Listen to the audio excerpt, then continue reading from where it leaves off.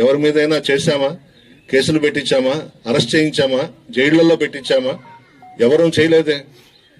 Red book రాజ్యాంగమా? మాకే రాజ్యాంగం పడలే, ఏ రెడ్ బుక్లో పడలేదు. వైఎస్ఆర్ కాంగ్రెస్ పార్టీ నాయకుల మెదడులోనే ఉంది కంప్యూటర్.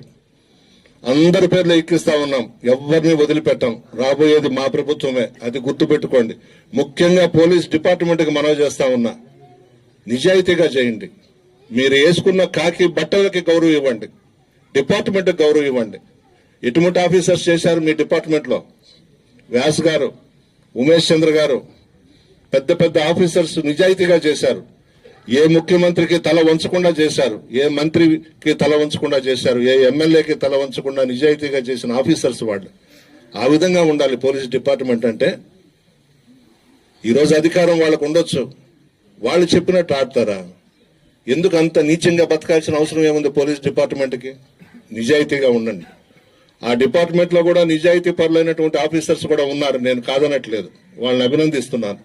మరీ దాసోహం అయిపోయి ఎమ్మెల్యేల పాదాల దగ్గర, మంత్రుల పాదాల దగ్గర పడి లేనిపోని కేసులు పెట్టి మమ్మల్ని లోపల ఇస్తారా?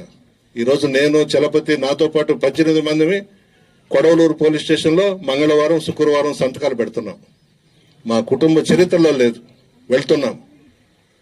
ఇదా మీరు చేసే దుర్మార్గం? ఏం తప్పులు చేశారు?